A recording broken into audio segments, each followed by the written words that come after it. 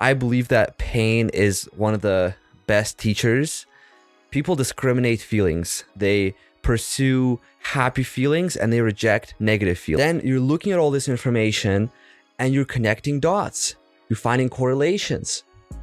And then you're making it, narrowing down to like a couple like takeaways that you then. So if you are surrounded by employees, you'll try to fit in with them, and it's a very bad thing for you if you want to be an entrepreneur. So one of the quickest ways to like. Hello, you beautiful people. Welcome back to the Long Term Podcast. I'm your host, Advin Villa. Today we have Roman Lakhnyuk. He is an immigrant from Ukraine, Youth Entrepreneur of the Year in Canada in 2023 by League of Innovators, and winner of the Creative Young Entrepreneur in 2024 by JCI. He is currently working on software tools to make job seeking less annoying. We will discuss psychology, startups, and travel. Roman was in my political of psychology of politics or political of psychology class, and he is just very well spoken, and he's very ambitious, very passionate, and his ideas about pain, about starting from zero when you're in 35 is astounding. It's very inspirational, and I hope a lot of you can derive a lot of positivity with this episode. Everybody, welcome. Hey brother, welcome to the Long Term Podcast. Roman Lakhnyuk, everyone.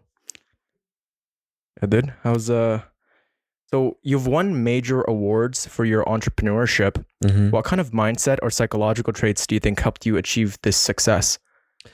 I would say for sure, like persistence. Yeah, like a lot of people, they try something for the first time, mm-hmm. and they go and do it, and they don't do it for long enough. What happens when you stay in the game and like do something for long enough is you start to build micro awareness.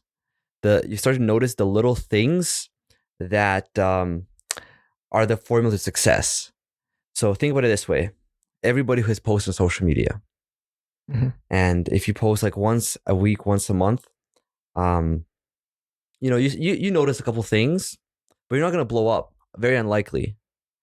However, if you post on 9 social media platforms, if you post 10 times a day, and you do that for a year, like first of all, time in the game, 2 is experience. We'll have to start to notice these micro details. So for me, one of the reasons I think I've done relatively well so far is because I've stayed in the game for long enough to start to notice the small details that are the ways to succeed, and that's why I think that's one of the main factors. How do you deal with the doubt that comes with being in it long enough? Because you had mentioned that you get in the game long enough, Mm-hmm. and whatever it may be, about business or just your physicality or school, and you start to doubt yourself, Mm-hmm. right? Because you notice the little things, because the negative is so much more powerful. How do you deal with that? Mm-hmm. Yeah, that's a very interesting question, and in a couple of ways, I have a few ways of dealing with that. So one major way for me is mindset. I believe that pain is one of the best teachers. People discriminate feelings. They pursue happy feelings and they reject negative feelings. Years ago, I made the decision that I'm gonna treat all feelings equally. I'll listen and learn from them. And doubt is a signal, right? It's natural.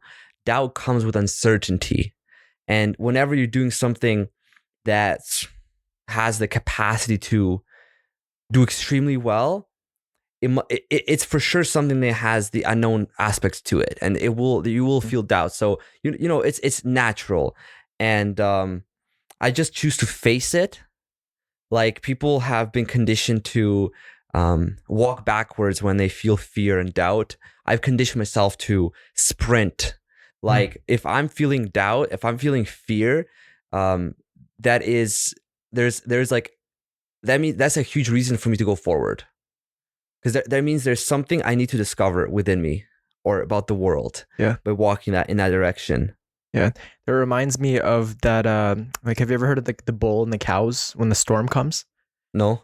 So a storm comes and cows they run away from the storm, and the storm's constantly chasing them, and they're constantly they're in fear because then they're running away from it. But what happens is the storm just keeps chasing them, and it prolongs because eventually a storm catches up to them and it blows past them.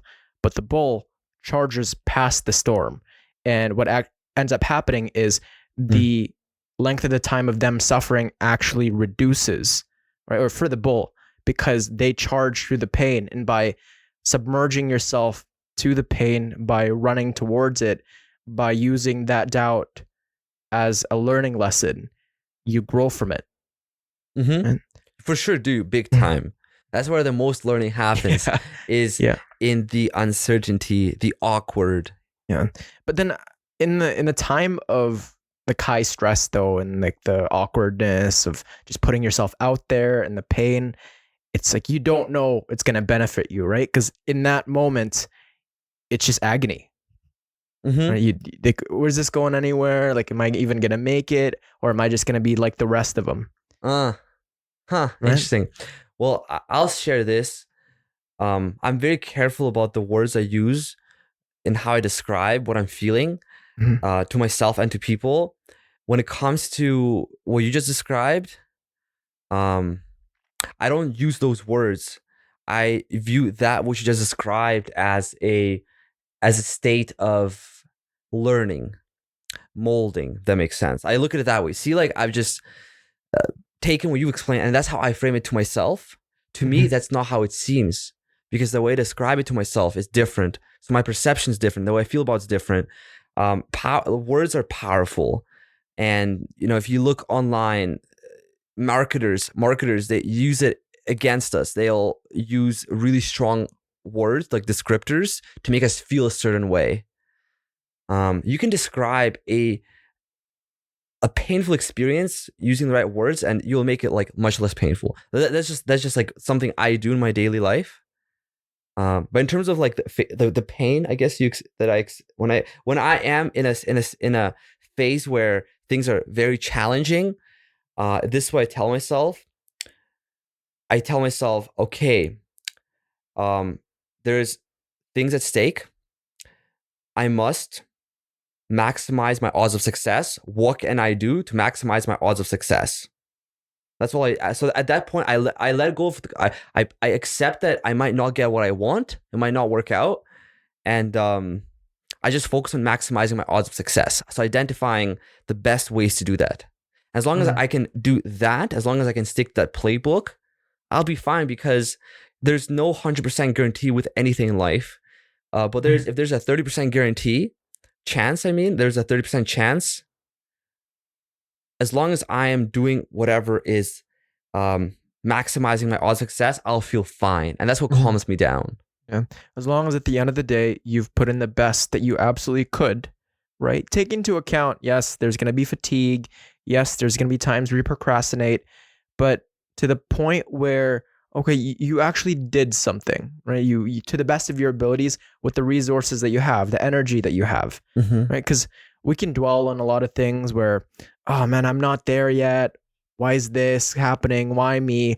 And that rumination just stifles the progress that you're supposed to make. And what ends up happening is you spend 30 minutes just obsessing over those little things that you can't really change. You forget to put the foot forward. You forget to march on. And then if this happens every single day, you're going to risk a life of just misery. And if you're going to, what I've realized is the things that I'm feeling, it's not unique to me. Like I know a lot of people that we live in a culture where people tell each other, "Oh, you're so special, man. You're so special." But telling myself that I'm not special, that these ailments, the mental friction that I feel, isn't unique to me. That someone's someone in the past has felt like this before. Mhm. Someone in the future is gonna feel like this. And at the moment, somebody's going through this exact same thing.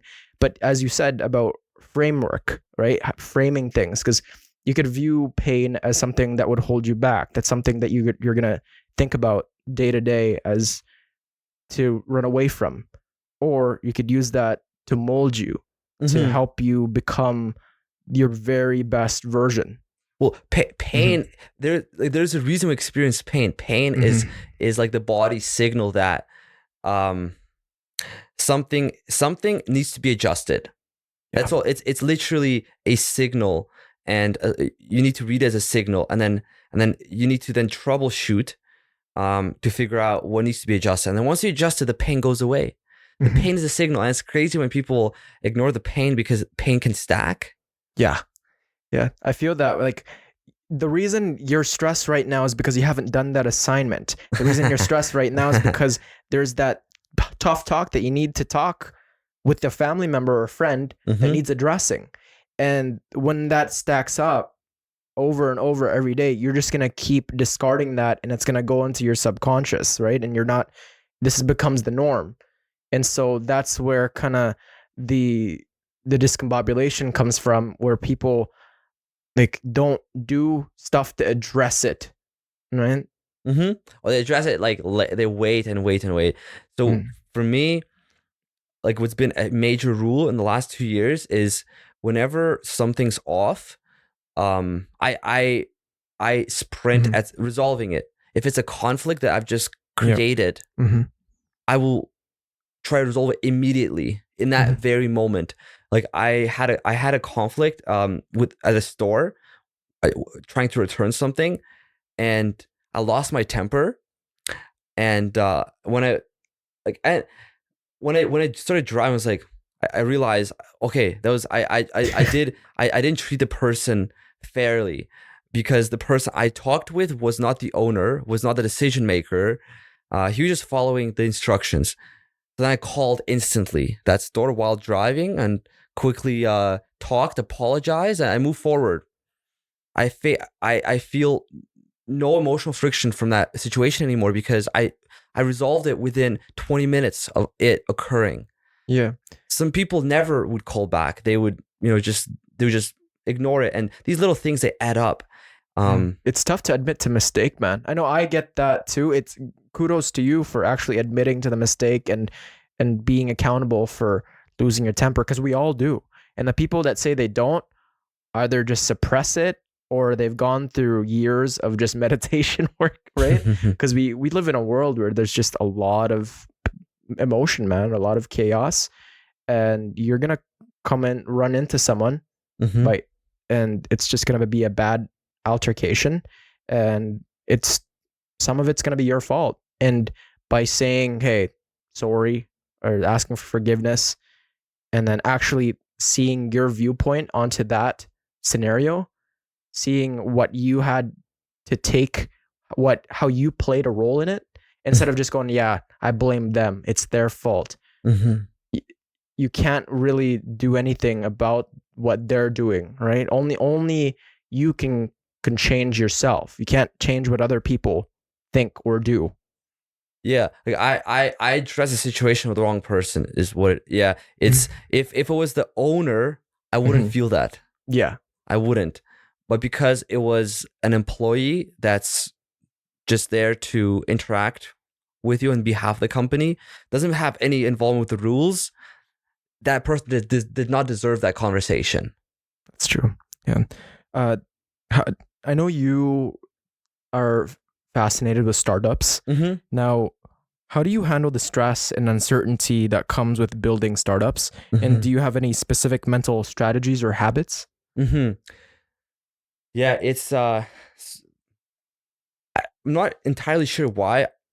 At what point I got interested in startups specifically, and like why. I haven't reflected on this, but it's funny. I wrote like in 2018 one time, and by 2026 I'll run a tech company, and now I do, which is pretty cool.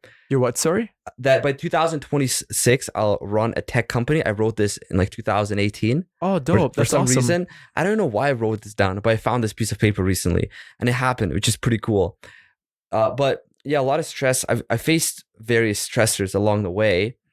Um, the reason I decided to do startups, and this is important, is because I believe that you can reach as long as you're generally educated and have some skills, you should be able to start from zero at 30, at 35, even 40, living in Canada. Doesn't apply to every country, but in Canada, it definitely applies. We have a healthcare system here. If you go bankrupt, it's not the end of the world. There are ways to start from zero. And I thought to myself, if there is a way to start from zero, and let's say you're starting from zero at 35, okay, you can reach middle class within a couple of years. Yeah. Within a year, you can reach back to middle class. You can get back up. So what's the point of living like a middle class person, like as an average person, all the way from 18 until, for all these years, when you could take the chance and do something much better, something much more interesting. And if that doesn't work out, at least you had an interesting lifestyle for those years. And then you can always go back to, the normal, the safe, proven methods on how to live. So for me, like, that's what I keep in the back of my mind. Also, I know that experience stacks. It's everything you learn, as long as you don't quit the journey, at some point will pay off and be useful. It's funny, I made my first LinkedIn video 7 years ago. I was like what, like 17, 18 or something, or 17 or 18 or 19. And yeah, the video is really cringe. Really funny. But you know what's interesting? Just like you making this podcast, there's a reason you started it. You had some sort of feeling for it, like this was the thing to try. So did I. For me, it was LinkedIn videos. I did little interviews on LinkedIn called Rules by Roman. And a lot of people found it funny, and I also found it funny myself. And it was low quality, but people enjoyed it, watching it. They really enjoyed watching it. At the time, it seemed very little, and it seemed funny to a lot of people. Long story short, that has led to some really interesting events. One, a LinkedIn employee offered to mentor me one-on-one, taking me to universities to shadow her in sales meetings with universities where she was selling LinkedIn Learning to these universities. That has led me eventually to getting invited into the LinkedIn video training, where they're training some people who've made videos on how to make them best on LinkedIn. And like a couple of days ago, you saw on Instagram, like I got 4 million impressions on one video. I saw that, man. That was awesome. In 24 hours. Yeah, thanks. Yeah. In 24 hours that happened. What I'm trying to say is, you asked me, how do I handle stress? Well, I see what's on the other side, and this is what's on the other side. The little thing I did when I was like 7 years ago, I can show you the video. It's very funny. Has led to some really cool moments. That's dope, man. I think the little things that we just start, that we, maybe it was just passion at the start, just for fun, just leads to the next opportunity. Like, you had no idea that somebody was going to reach out to you in LinkedIn. Truth is, it's not like so what happened was, it's interesting. I wanted to be a LinkedIn ambassador for LinkedIn Learning, and I reached out to this lady, and she said, okay, here's the link to apply. Like, I want you to be part of it once it launches. But then I didn't get accepted because U of A doesn't use LinkedIn Learning. So I didn't qualify to be part of this. So I was like, there's no way I'm not getting this. So then I asked her, like, what else could be done? Like, I really want to be part of this. So they assigned this person. Oh, that's dope, man. It's fascinating, hey, the amount of opportunities that you can get just from the little thing that people thought was funny at the start, just led to this opportunity. Like, even with this podcast, right? It was just for fun. And I don't think you and I would be sitting here if I didn't start it, or if you didn't, build your life up to the point where you're here right now. Like, every single choice that you've made led to every single opportunity. And if you didn't start that day, none of this would happen, and you would let life dictate for you. And I really appreciate your insight about Canada being like, as an immigrant myself too, I see the beauty in Canada. Like, sure, within politics, right? We actually, Roman and I, we have political psychology together, Yeah. and it's like there's a lot of people complaining, let's just say, but I see the beauty in Canada. I see that you had mentioned if you're 35, it takes you a couple of years to get to middle class, right? Granted, you actually show up to your full-time job and you're not just like an absolute bum. But for most people, it's doable. And in my country, that's not doable at all. Mm-hmm. Like it'd take you 20 years and you'd be lucky. In the Philippines, it's not like that. And that's where people need to take risk, right? Mm-hmm. At our age, I'm in my, like, almost in my mid-20s, and you need to take risk. And there's just so much to be thankful for in this country. There's so much service. Like, as you said, you could go bankrupt and it's not the end of the world.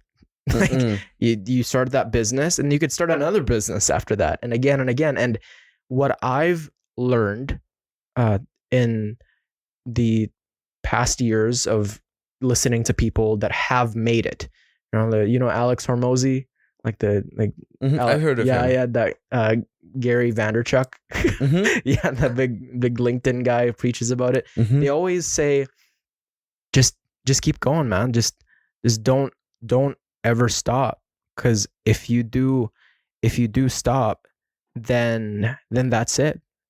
Then that's it. You won't ever compound anything. You won't ever amount to anything.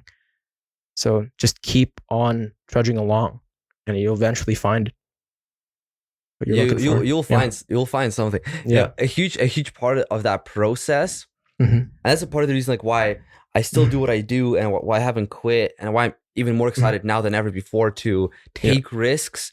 Mm-hmm. It's because the way I do work is I reflect on what's happening.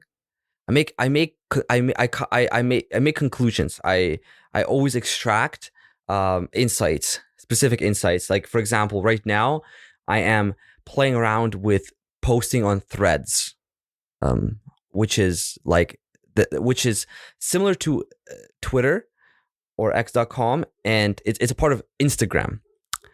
I've been posting on it for a month, and in the last week and a half, I've been getting significantly more engagement. Like, some of my posts are getting like 400 likes, hundreds of comments per post. The reason why is because within the first week of posting, I threw out a bunch of different posts. I watched what other people have done and what does well, and I made conclusions. Based on those conclusions, the second week, I implemented what I learned, and I've narrowed down a little bit, while still paying attention to what others do and which posts do well. I did that every week, and now I understand the platform. Like, I understand what works well on Threads. And here's what I'm trying to say. There's some people who take risks in a way where they're still following somebody else. They're not thinking for themselves. And here's what I'm leading to. Like, with some of these gurus, business gurus, they're great as a source of getting started, to get you motivated and get you going. In my opinion, though, over time, like in the long run, your best bet is to rely on yourself and your own thinking. Learn to think for yourself, because if you are taking risks, but you're following somebody else to the T, even though they're successful, you're never really developing that muscle for learning, like the true learning muscle. There's a reason why some people like blow up, or like they achieve huge success multiple times in a row, is because they're great learners. And there's a reason why some people like try something for like years and it doesn't work. It all comes down to your ability to learn. And learning, it's almost a cliche word. Mm-hmm. We hear it everywhere. Learn. What is learning? Well, learning is first making like a ton of observations. like a diverse range of observations. Then you're looking at all this information and you're connecting dots. You're finding correlations.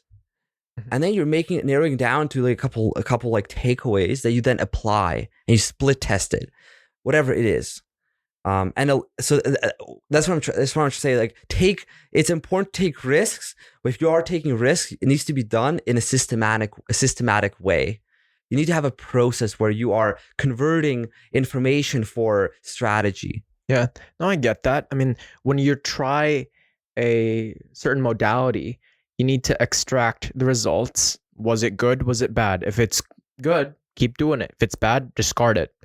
On to the next step. Are you going to change something differently this time? Okay. If it's content you're trying to build, maybe you add a little intro. Maybe you add some music. Maybe you have a good hook that'll get the audience in. Okay, did that work? You still don't know. Maybe the evidence isn't there yet. You try it again next week. You're constantly trying to decipher what works and what doesn't. And I think there's this guy that talks about like the good shit sticks.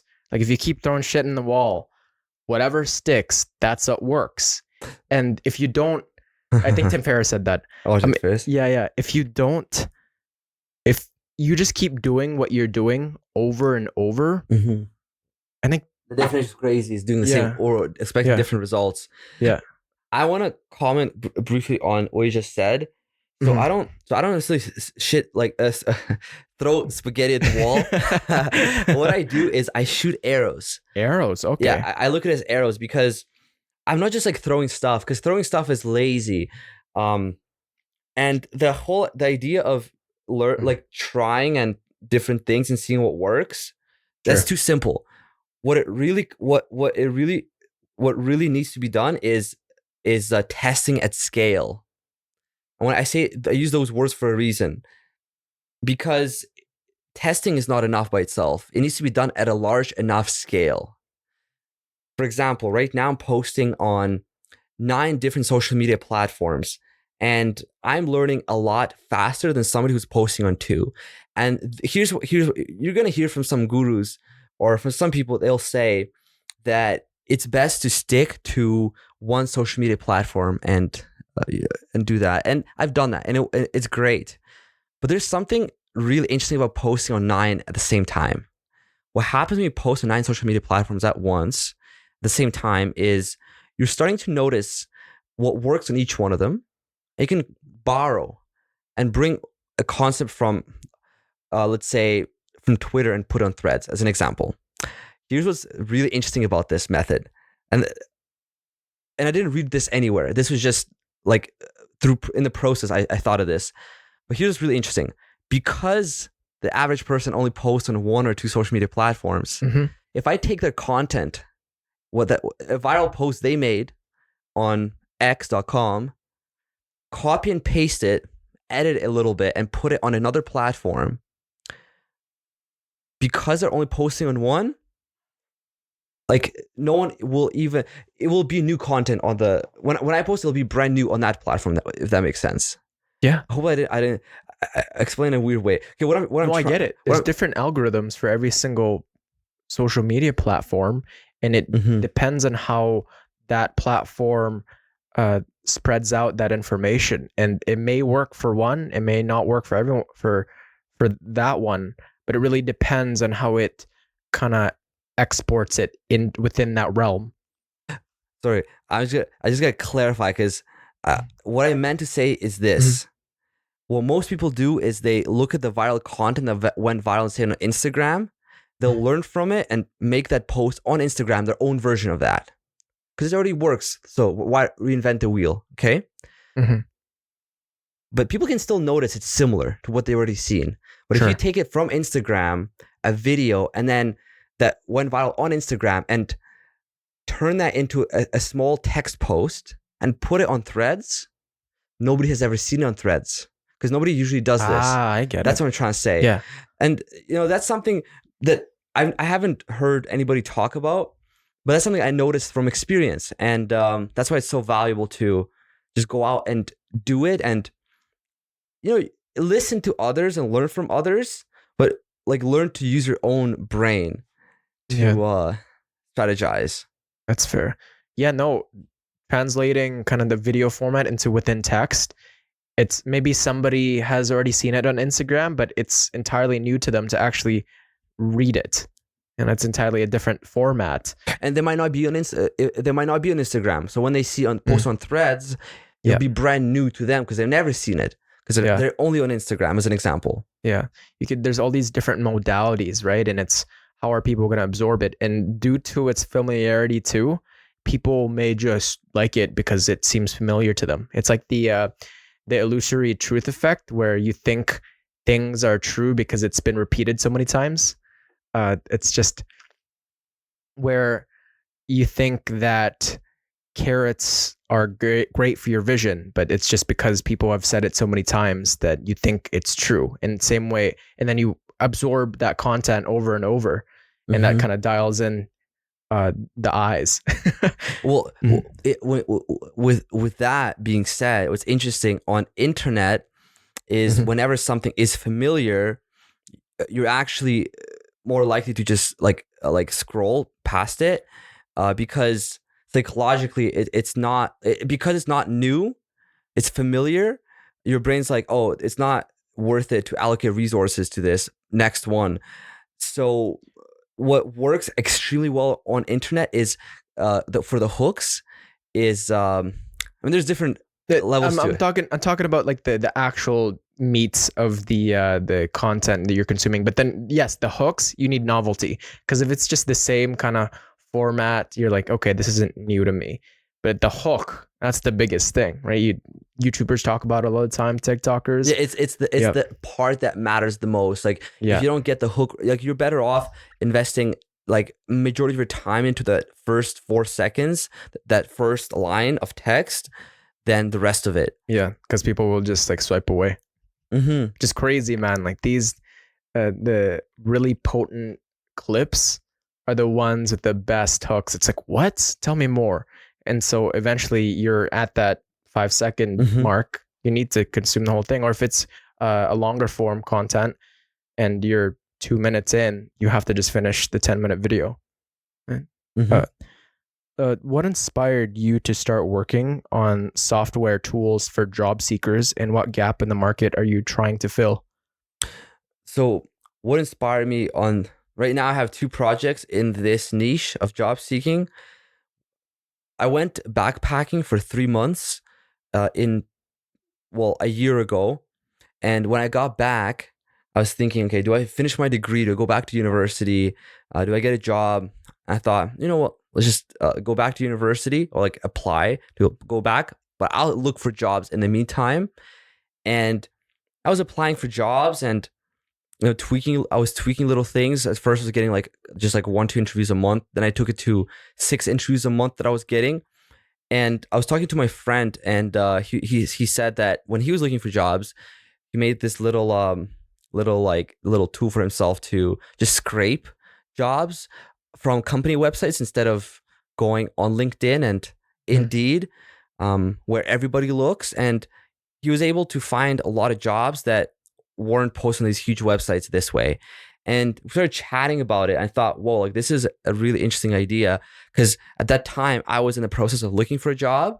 So I saw that it's super valuable. And we thought, me and him have been brainstorming ideas for the past year, or like 6 months, about 6 months, to work on some sort of project. And it just happened to be that like he had this idea, and I was looking for a job, so I understood the idea really well as a result of being a job seeker at the time. We decided to just give it a try. No high hopes. We just thought, you know, let's launch this project. Posted it on Reddit, made it free. But I did mention in my post, like, it's free. We were hoping to make some money with it in the long run. Like I was thinking of like charging $10, and people started to pay for it instead of using it for free. And we're like, oh wow, interesting. Like people are finding it valuable enough to invest in it. So that's how I got started, how we got started in this niche. And then we scaled the marketing and learned that people are finding it really valuable. Did not expect that response. Yeah, we have like over 2,000 users now using it. 2,000. Over That's 2,000. impressive. That's Yeah, like awesome. worldwide as well. Like we Oh, have, yeah, man, worldwide. that's dope. Yeah.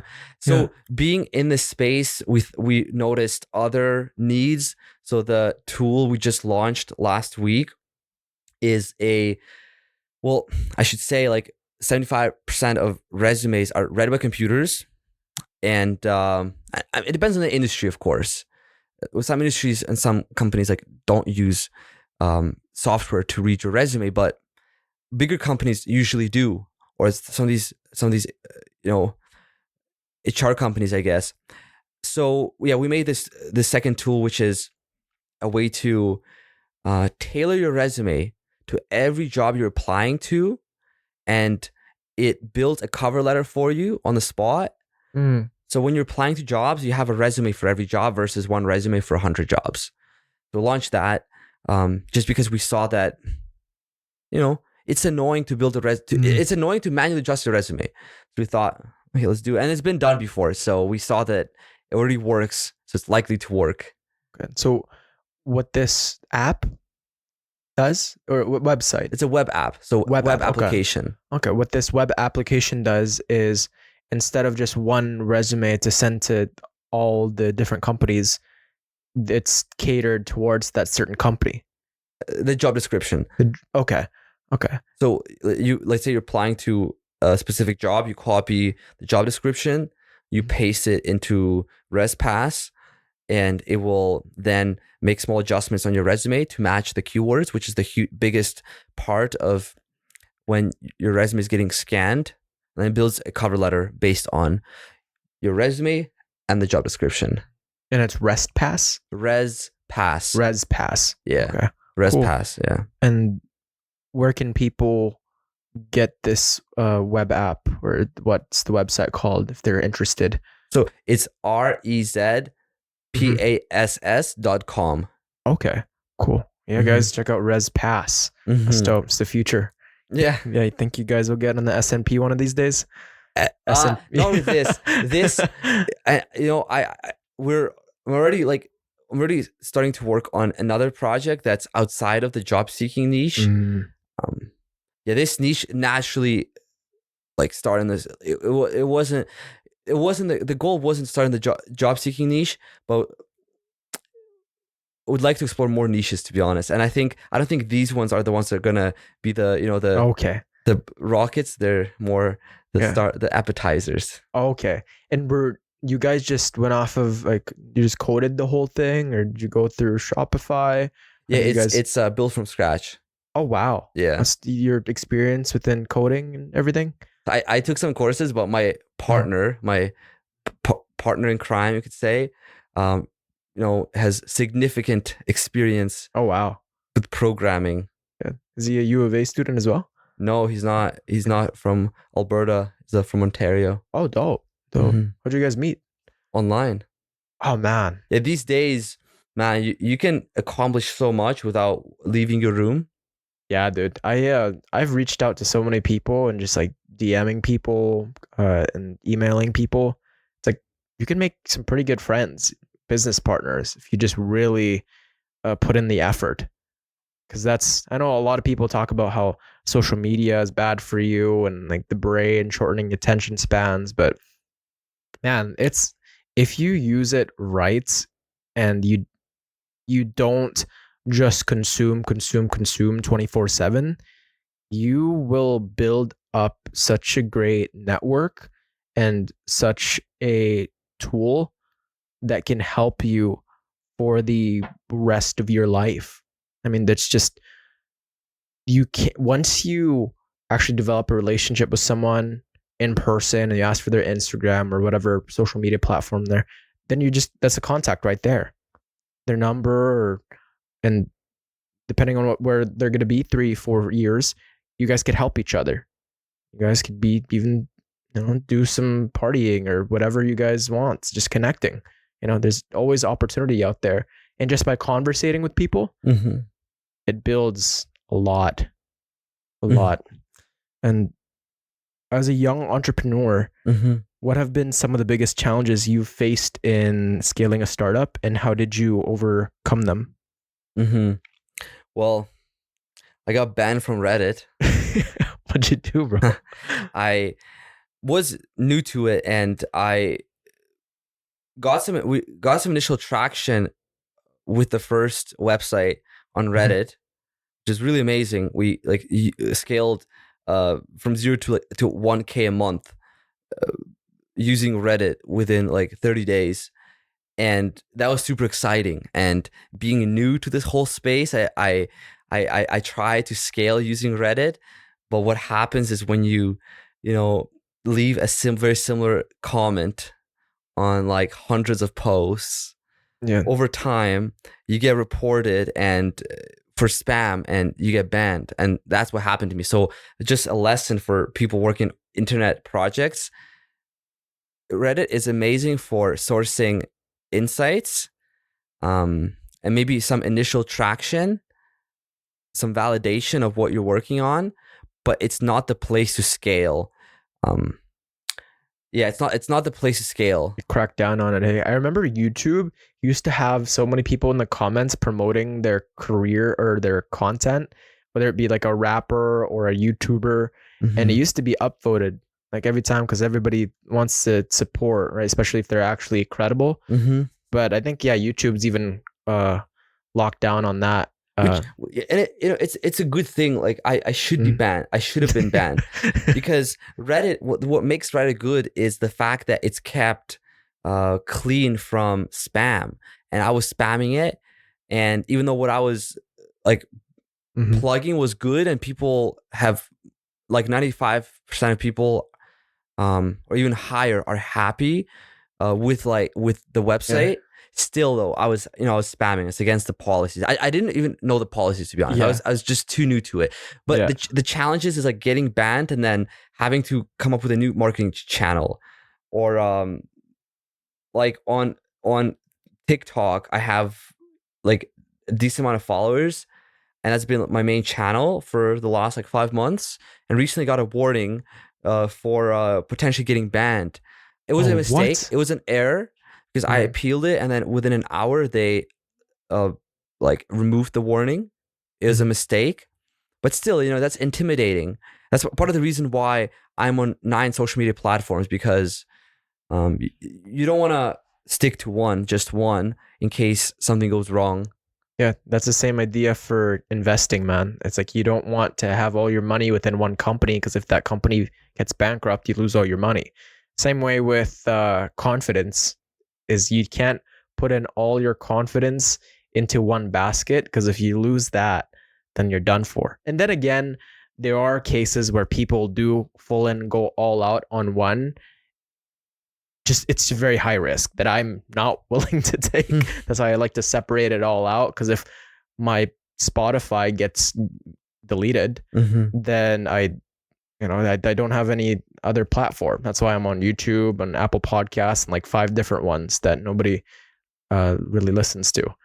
But yeah, bro, it's crazy. Eh? That's great though that I respect the accountability. Yeah, I was just spamming anyways. Reddit keeps it clean. I even heard of this guy talk about with the uprise with AI and automation, that Reddit will be a lot more valuable every day, because it's like one of the only sources that for sure will not be tampered with AI, or unless people go on ChatGPT and paste it. But then again, maybe Reddit will find a way to. I mean, it's obvious, to be honest. It is obvious. Yeah. Plus, you can there's also the karma. There's ways to check how likely is it that this user is inauthentic. Yeah, true. And then with AI and automation reshaping industries, where do you see the future of job seeking tools heading? It seems it seems a little inefficient, the whole hiring and job searching process. It's a bit complicated, because it goes case by case too, because there's different industries, and different industries operate differently. For example, I got interviews for this position where I would be recruiting of like for trades, and apparently in Alberta it's there's a shortage, and It looks like, based on this interview I had, that companies go out face to face, build a contact list of trades workers to then land them jobs as recruiting companies. For example, within that industry, I mean, there's that challenge, right? So as a trades worker, you have no problem getting a job. I mean, it depends on the trades as well. So it goes industry by industry, but in terms of like remote jobs, for example, because what I do is mostly like about remote jobs. Um, yeah, it seems like some job descriptions they they don't make it clear enough in terms of like the skills required. I think it's going to be skill based. I think like people look for jobs based on job titles, but it's interesting because job titles change. Like there's now these job titles with AI, right? Like AI automator, automation expert, blah, like specialist. So maybe what's going to happen is the people are going to post jobs based on skills rather than just a title, and companies will. There's going to be a place where like companies and job seekers are going to be matched based on skills and like measuring that somehow. I think LinkedIn's trying to do that. There's some other websites that do that a bit. Yeah, maybe they'd probably do a lot more kind of instead of interviews, like you're probably given like a scenario and you need to be able to think on the spot to measure maybe your accountability or your compassion. I'm sure it's gonna, yeah, with AI, it's a lot of things are gonna change super fast kind of in the upcoming years, man. So how has your experience as an immigrant influenced your views on travel and global opportunities for entrepreneurs? Mm-hmm. Well, one thing I know for sure is entrepreneurship has become both like more lucrative, easier, but also more competitive. By easier, I mean lower barrier to entry. So now, if you're building an online business, as long as you have a computer, and a phone, like you're fine. You can accomplish things. Even without a computer, technically you can use the public library's computers. You can do that as well. So that's like one. It's very competitive because everybody can do it around the world. Like you can. So technically, like what I'm doing, a person in the Philippines, or like a person living in a developing country can accomplish technically similar things. I mean, there's like social factors that play a role, like where I had more exposure and more opportunities to learn along the way, more education opportunities. But people are able to use the same resources now as long as they have internet. So that's pretty cool. But in terms of travel and immigration and entrepreneurship, is right? Is that what you're asking? Like, how is that? I guess I have come to understand that like we're not that different. Like people are. We might have different traditions and we might look different, but at the core, our as essential, like our fundamental needs are identical, and everything stems from these fundamental needs. And yeah, you don't need to travel the world to understand people. Um, it's we're all very similar. Yeah, I get that because even in Edmonton, even being at the University of Alberta, there's so much ethnic diversity. And if you take the time to actually learn about someone and their cultures and their traditions, what you find is, aside from that, we all want kind of the same things of we want to be fulfilled, we want to be healthy, and we want to be successful, right? And a lot of it is, we're unsure about certain things. There's uncertainty is high. And a lot of what works for one person may not work for another, but maybe might work for the majority of people. And it's fascinating how different we think we are, but we're really not. Because even going to Mexico back 3 years ago now, I thought that I'd discover myself, like be so enlightened with this culture, but it's the same. Like it's not the same. Like of course their economy's different, right? Traditions, cultures, but when you're interacting with them, we're all similar, right? We can always Well, find like that common ground, right? Whether it be there's just different businesses within Mexico and people that are in university in Mexico and different ages, and it's like the same here.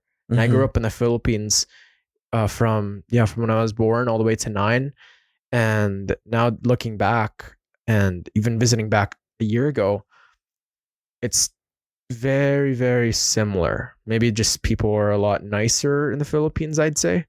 But yeah, it's fascinating.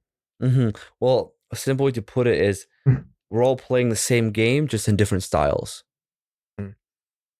Speaking of that, I was talking to my friend about just like people complaining about life, and I do complain a lot too. And my buddy and I were saying there are people that we meet that complain too much, right? And Mm-hmm. they think it's like a victim mentality type of complaining, and it seems that bad things happen to them and they don't do anything about it, right? Which is, oh, it's that always that person's fault, it's always this person's fault. And it's just the person hating the players but not doing anything about, like, they should hit the game, not the players. You know what I mean? Does that Well, make sense? what they say that complaining is a sign of emotional immaturity. That's what it is. It's all that's happening is a person faces a challenge, their nervous system gets overwhelmed, and they lose control over their outputs. You could say like this. What basically they get irritated to the point where like they can't like think logically anymore, and that's why like they complain. That's what it really is. But a lot of also it comes down to perception, because the same experience can be interpreted differently by different people. Mhm. Um, yeah, that's also a skill set. Yeah, it's fascinating to witness a person being told they're fat, right? Versus another person being told they're fat. And two people, they may have like similar backgrounds, similar weight. Maybe they don't look that different, but one person will absorb that and let that define them decades on end. Another person will just be like, okay, that's it, brush it off. Maybe Mm, some people will even take that as a compliment. You know what I mean? mhm, There's mhm, like all these things that kind of make us unique, and the thoughts can really, really determine where we go, whether we take action or inaction, whether we jump or don't, right? There's all these things. And I like what you said about just complaining, which I do engage in it a lot of the time, and I always catch myself before it mhm, gets too bad. But yeah, I think it's just a lack of regulation and within the body, and you just can't, like, you feel oppressed, but really having that like victim mentality mhm, is never net positive. Like, I've never had a moment where I'm like feeling sorry for myself and feeling like the world is on my shoulders and having it have good outcomes. mhm, Like, never. Maybe it's just a coincidence that something good happens that day, mhm, but actually what ends up happening is if I do have that uh, poopy pants mentality, then it just dampens the good day. It doesn't make it as good. Versus if I take that bad thing and I actually have a growth mindset towards it, and I actually have an external locus of control, or internal locus of control, where I think I have control, right? mhm, It's not just happening to me. It's net positive. mhm. I see what you're talking about. With it's some like some people, they also have like their lives are structured in a way where they have less control than others. I structure my life where I don't have to rely on somebody giving me hours to earn a specific amount of money. I don't have to like an example. Everybody who is an employee has their days off at this on the same days, like when there's a holiday, right? And that's when everybody travels and prices go up, and that's annoying. That's super annoying. And I would Yeah. complain about that. Mhm. Um, or if you are working Monday through Friday, you want to go shopping on Saturday because it's your only day off, and then it's so busy. I would also complain about that. It's super annoying. So it also depends how you structure your life. Like you can avoid a lot of annoyances by structuring your life a certain way. Like I never go shopping on a Saturday. Doesn't make sense. I travel when there aren't holidays for other people because that's when it's cheaper and there's it's less crowded. There's some of it has to do with like how you design your life. But complaining comes from a place of weakness is all it is, immaturity. And there are ways to build yourself up where you won't have to complain as much. Yeah. You know what I mean? I think if you do what everybody else is doing, you're gonna get the same results. Like if people are complaining about, yes, people shopping at being busy on a Saturday, then why are you shopping on a Saturday too? And if you complain about the shitty salary, shitty work culture that you're in, why are you working there? Find another job. If you're complaining about your friend, stop being friends with that person, right? And then again, I will take into account there are situations where you can't control it, where that's your family member and you are stuck with them and you need to live with that person. But complaining is not going to do anything about it. And you can design a life where you go shopping on a Tuesday, or you find different friends, or find a different job. And complaining is not going to change anything. Maybe it'll give you that short-term relief. I don't know if it's a relief. I think it actually makes it worse. I think Huberman had an expert. You know Andrew Huberman? He's a big podcaster within like the science sphere of the internet. And he had this specialist come on about just complaining and negativity. And the specialist talked about how complaining actually worsens your outcomes just by externalizing everything, because people that hear it too, it's like it's infectious. So they're infectious. Very infectious. Yeah, they get put down too. And while you may feel bonded by it, that other person is programmed to complain to you. So you build this relationship with people in a complaining manner. So like, birds of the same feather flock together, that type of deal. It's dangerous for sure. Yeah. Like little things count, dude. I gotta say that if you're thinking about working in a startup, or doing something by yourself where you own it, right? Like whatever shape, like as a contractor, as a business owner, you want to surround yourself by entrepreneurs. So personally, in my life, majority of my friends or the people I talk to on a daily basis are also entrepreneurs. And by surrounding myself with these people, I have normalized the experience of being an entrepreneur. But if you, let's say, want to start a business and all your friends are in the workforce as employees, you're setting yourself up for failure, because first of all, whenever you share your wins, they won't get it. And when you share your pains, they won't get it. And you like, just there's a disconnect, and you'll probably start feeling bad for choosing to be an entrepreneur, because like you'll pay a price of instability. Like you'll have less stability for the some amount of time while you're figuring out your way as an entrepreneur. And that is a very fragile state to be in. And if you're surrounded by people who are employees, they're likely to make you feel like you made the wrong decision. And it's not a wrong decision. It's just you're early in the process, and it's actually crazy because once you get some success, you start to reflect and think, whoa, like this much time ago I was thinking of quitting. Man, like that would have been such a stupid decision. Yeah, but it doesn't. But in the moment, it feels like I should. You might want. It might feel like the right decision, just because of the fact that you're surrounded by people who are employees. Yeah. Right. You know how like we mimic each other. Like we try to fit in. So if you are surrounded by employees, you'll try to fit in with them, and it's a very bad thing for for you if you want to be an entrepreneur. So one of the quickest ways to, like, I think, to increase your odds of succeeding as an entrepreneur is to surround yourself with entrepreneurs so that you can normalize that experience. Yeah.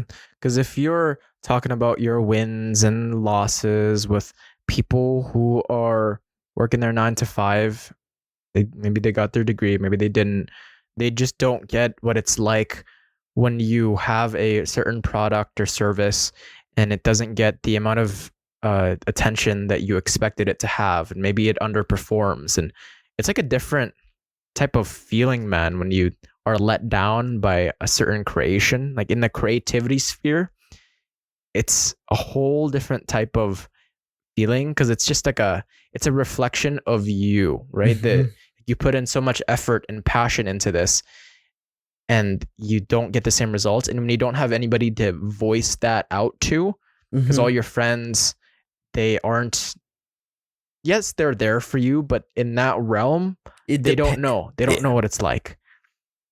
They might try to be there for you, but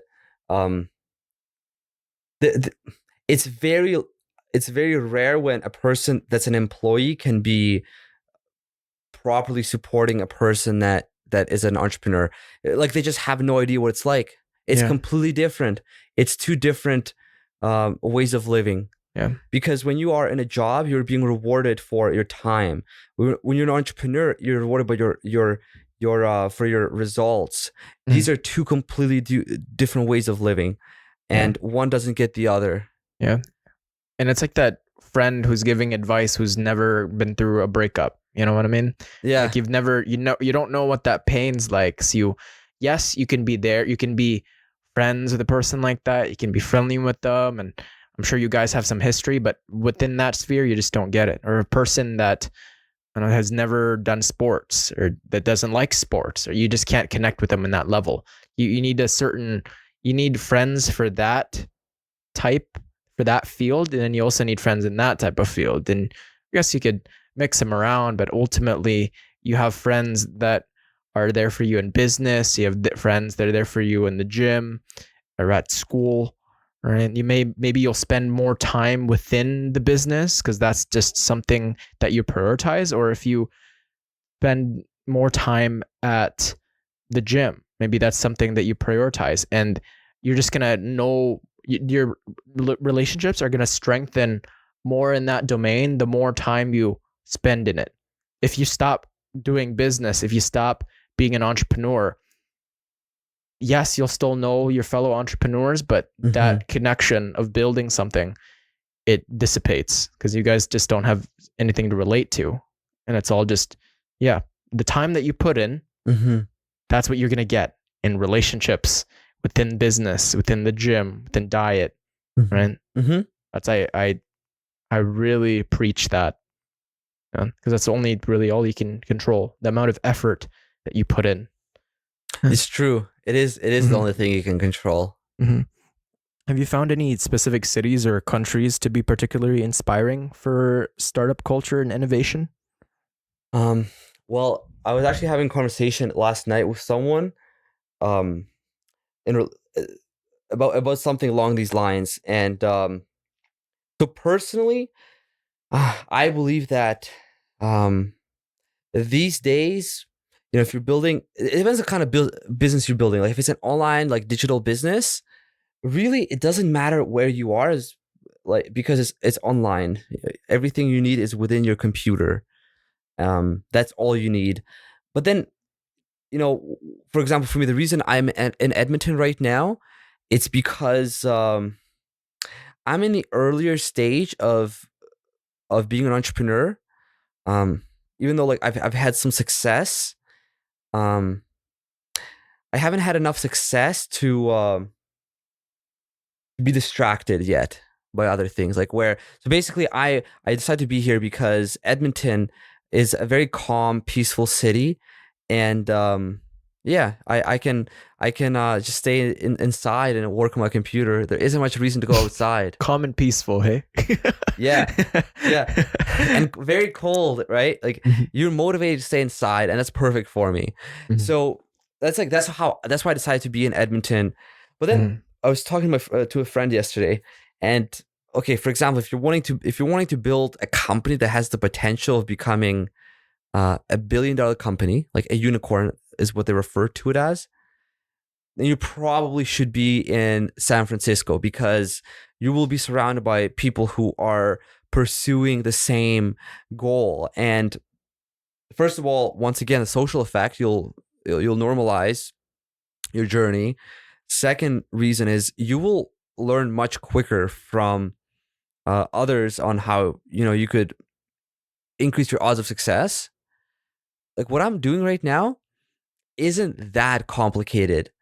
I don't need to be anywhere. I just need to work. That's all. That's all. And all the information I need is online, and there are communities of people who've done what I want to do, and I can just go on Twitter.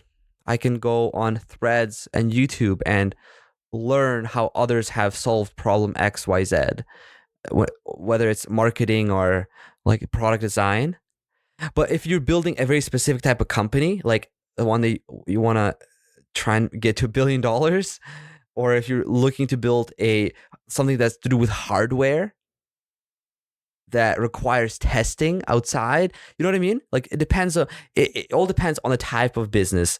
But if you want to build like a lifestyle online business that will take care of your bills, allow you to travel, help your family, you can do it from anywhere. Yeah. And yeah, certainly there's different cities which do encourage you to be more of an influencer. There's more of like a tech company type of person. But realistically, you can do this anywhere because the internet unites all of us, because you can connect with people anywhere. Majority, I ran into my middle school teacher, and he took a trip to India, and he had told me he was visiting this really impoverished school, and they had there was no tables or chairs, and they all just sat in the ground, and everything was dirty, and the washrooms were hardly working. Their water system was fucked up, and he did tell me, well, all these kids didn't have enough food day to day. Every single one of them had a cell phone. So every single one of them you could talk to probably on Reddit. They had probably like not perfect internet, but they had internet. Isn't that crazy? Yeah, isn't that crazy, man? Like some of the poorest people in the world have a cell phone. Yeah. I've been to Africa. I've been to Tanzania. So I've seen some of it myself. Yeah. But what's the most valuable lesson you've learned from traveling that you've applied to your entrepreneurial journey? Yeah, there's I think it's called the snowbird effect. I think that's what it is. So it's this idea that you can go into a place that's different, and by being there and immersing yourself in that culture, that society, you will notice certain things that don't exist in like your home country, for example. For example, everybody in Canada loves coffee, right? Like people drink coffee. But in Argentina, people drink yerba mate. And many people do not even know what that is. And yerba mate, it's well, I'm not, I can't define it very well, so I'll do my best. So there's this cup that's made in a specific way, either out of wood or out of this vegetable, okay, wrapped in leather. And the yerba mate, it's a tea, right? And you don't drink it like a normal tea. What you do is you fill up the cup, like 70% of it with these leaves, and then you put this like straw/spoon inside of this cup, and at the very bottom it has these tiny holes so none of the tea passes through as you drink it, and you fill it with hot water, and you sip on it, and when you finish all the tea, like the water, right, you fill it up again, and you'll drink the same tea leaves like 4 or 5 times. It's got caffeine, it's got like digestive benefits. What's really cool, like for the young ones listening to this, Now, if you have an issue with vaping where you want to quit vaping, and like this, what I'm about to say isn't something I researched. This is general knowledge I have combined with intuition. So, you know how people have a mouth fixation? Like when you're a child, like your mom, when you get fed, like look it up. Pacifier. I don't know what. There's like this thing they talk about mouth fixation, and like there's something about it. It's like calming or whatever. And I heard this idea that maybe the reason people vape is because of the mouth fixation. That's like could be a part of it. Like Freudian type. I have no idea. Like, but when you drink because I never owned a vape, but earlier you'd hit it from all your buddies when I was with friends, and it was super annoying because it was like a habit I had that was maintained by like my friends. Like I would never vape by myself, but I haven't vaped for like a year now, and like not once. And that's because I have the yerba mate that I drink on a weekly basis, and like you suck on the straw or whatever, like it's called. There's a name for it actually. It's got its own name. You have to drink it with a straw? Yeah, it's like a metal one, and okay, it's a metal one, and it's very thin at the top. It's like a vape. Like the tip is like the tip of a vape. I swear it helps with quitting vapes, because you know how like people like to fidget. Yeah, and you know how so yeah, the experience of drinking yerba mate is similar to vaping, where you like suck on it just like you do with a vape, and it even makes that sound like when you drink it, you know, like the crackling. It makes the same sound. Like so the mod. I swear, like it seems like it can help with quitting vaping. Okay. But back to your question. So by going to Argentina, I learned, and I saw people drink it, so I bought my own cup. I learned to drink it like an Argentinian, and you know, that's what I do living in Canada now. I brought it back from another culture, and I brought it to my daily lifestyle. And so you can do the same thing with business ideas. For example, in Brazil, when you go to a bar, you don't pay for your drinks at the bar. What you do is there's a person that walks around, or at the entrance you can buy these drink tickets. Let's say you pay for like 3 beers, and you have these tickets, and then whenever you want an extra beer because you have 3 tickets, you just go to the bartender and exchange it for a beer.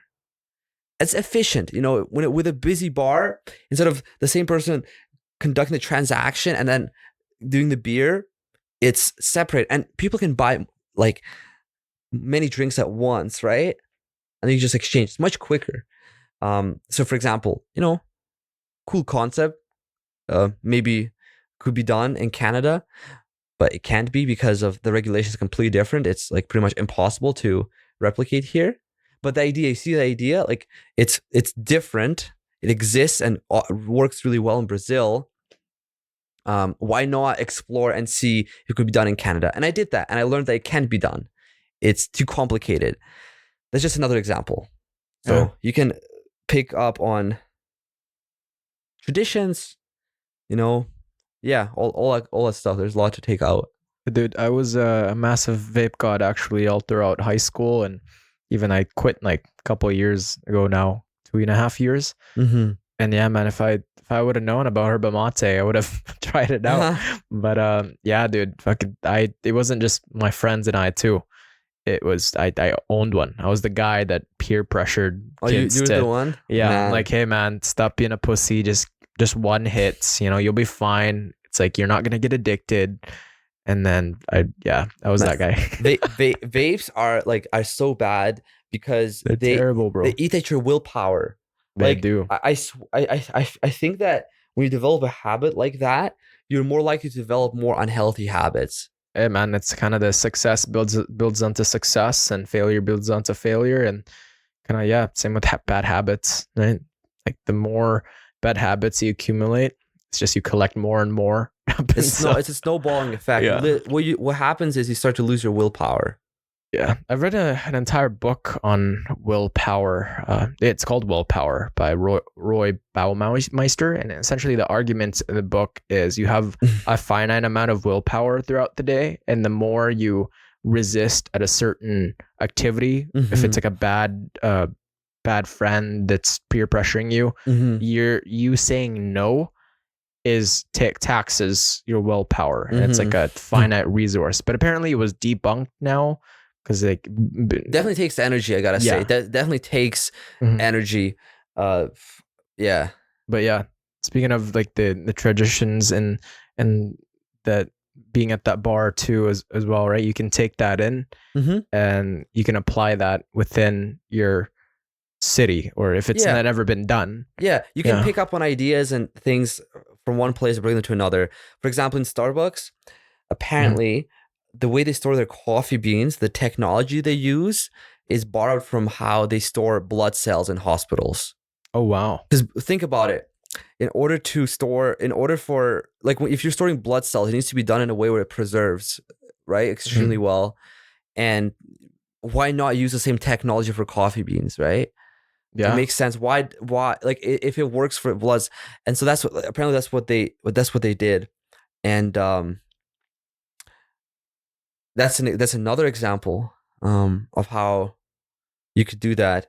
Just like I mentioned on social media platforms, the concept we just described of going to a different country and bringing something you notice there to your home country is the same idea with social media platforms. You go on this platform, bring it to this platform. There's all these like different extractions that may have been used, like AI. I forget. I don't know what the origination of that is, but maybe it's originated from education or for education. But now I'm sure it's being used in war and healthcare and all these different fields, right? You can find everywhere in toothbrushes. Yeah, my toothbrush has AI. Apparently has AI built into it. Everything has it's gonna actually, because this is people listening to from Sherwood Park in Edmonton. Did you know that Edmonton or U of A is one of the top research institutions for AI in the world? Top 3. Did you know that? I didn't know that. Yeah, top 3. Top 3. Yeah, it's as far last time I checked, top 3. Okay. I was even going through like the Chat GPT kind of plus model and kind of what benefits that you'd have with it and which companies that you can leverage if you do get their premium. And it's like Khan Academy is on there, and then there's like, I think Shopify. You can even like put in your videos now, and they would customize a lot of it for you. And even the most popular like TikTok editing software, CapCut. Like I put in me talking for like a minute. They gave me a bunch of dialogue, and then the way it went down. This is revolutionary to me. Is I would have a friend talk or a family member, and myself would be talking in their own voice, which is crazy. Which it's been done before, but like I just thought me doing that myself, right? It's like, whoa, I have easy access to this. Yeah, I want to emphasize on, so people know that if you live in Edmonton, there's a lot of resources to like learn about AI and get involved. For example, yearly Edmonton hosts an AI conference. It's called Upper Bound. It's quite good. They fly in some of the best students from not just Canada, I think, maybe just Canada, to attend this conference in Edmonton every year. I think it's in spring. It's hosted by Amy, Artificial Machine Intelligence Institution, I think it's called.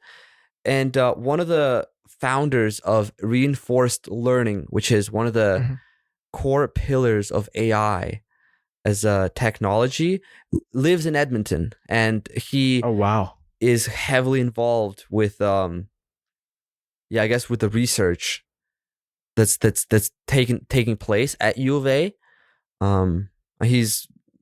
He shows face at Amy all the time, which is the institution I mentioned. So like Edmonton is a great place for that. Yeah, there's a lot of opportunity out there, man. I wish I could attend all the meetings, the different clubs, and there's just so many opportunity. Hey, you really got to choose which one. You got to choose like which activities can produce the biggest returns. Because the cool thing about doing that, about saying no to a bunch of stuff, is that means you're doing activities that have greatest potential to produce results, and that means you're probably going to generate money quite soon, like a lot, like money with what you do. And if you can make enough money, then you can afford to do more, right? Like money purchases more opportunity. Yeah, success builds onto success, man. Opportunity builds onto more opportunity. And yeah, man, thank you so much for coming on the Long Term podcast. Yeah, thank you as well. Yeah, do you have any last words at all to the listeners? Well, you know, if anybody's is interested in startups and trying something different that's off the old deadbeat pathway, you know, I got LinkedIn, Instagram, so hit me up. Yeah, so hit this guy up. He knows, very passionate about just I try my entrepreneurship. best. You know, I try my best. Yeah, that's dope, man. Thank you. Thank you so much. Yeah, thank you as well. Yeah, I can see you going far with this mindset and the passion that you have. This is just the beginning too, hey? I guess so, yeah. Like what I see it is, you know, I'm just stacking my odds, and the rest is not up to me. Yeah. Maybe I'll accomplish something really unique, maybe not. Either way is fine. Either way, at the end of the day, you gave it your very best, and that's all that matters. And it's fun, man. It's also fun. I'm never bored. I would rather be, I always say this, I would rather be burnt out than bored. Yeah, there you go. And as always, to everybody listening and watching, there is a place for you in this chaotic world. Never lose hope, strengthen your faith, and keep it long term. Roman Lakhnyuk. Lakhnyuk. Everyone. I thought you said look. Yeah. Lakhnyuk. Okay. I like that last name, man. It's dope. Yeah.